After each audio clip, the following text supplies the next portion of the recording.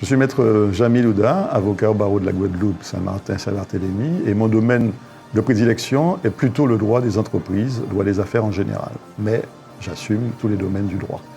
Alors aujourd'hui, on va aborder un sujet qui est la continuation d'un thème qu'on avait abordé il y a quelque temps, c'est de savoir comment on passe du projet de création d'une entreprise à la mise en œuvre de cette entreprise.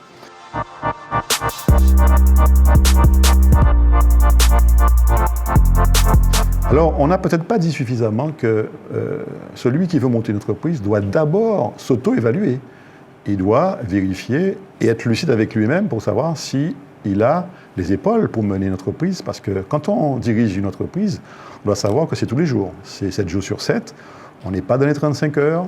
On n'est pas tout à fait dans les congés payés. Et donc, on doit être en capacité de supporter cette présence permanente. On doit également être en capacité de tout faire. Parce que chez l'entreprise, celui qui donne le là, c'est celui qui est le chef d'orchestre. Par conséquent, il n'y a personne au-dessus de lui. Et il doit avoir cette capacité d'autonomie, d'indépendance intellectuelle et physique pour mener à bien ce projet-là. Une fois qu'on a dit ça, bien, il faut penser aux moyens financiers. Il n'y a pas d'entreprise sans mise d'argent, pour parler simplement.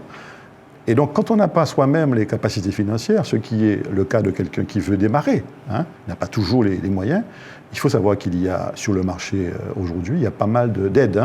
Au niveau de la maison des entreprises régionales, il y a des aides à la création d'entreprises. Au niveau de Pôle emploi, il y a des aides à la création. Donc, il faut savoir mobiliser ces aides-là. Mais pour le faire, il faut monter un dossier. Et il faut que ce dossier tienne la route. Et là, il est question de viabilité économique. Donc, il faut faire un business plan. Et c'est à partir seulement du business plan qui permettra de vérifier est-ce que le marché existe, est-ce que la rentabilité sera au rendez-vous, est-ce que je pourrais développer l'entreprise, est-ce que j'ai la capacité technique, s'il s'agit d'aller sur un domaine technique, est-ce que moi, chef d'entreprise, j'ai la capacité de le faire, est-ce que je vais trouver sur le marché des ressources humaines, mais des ressources aussi en matière première, ça dépend de ce qu'on veut créer. Donc, une fois qu'on a rassemblé tout ça, eh bien, on peut commencer à passer à la concrétisation de son projet.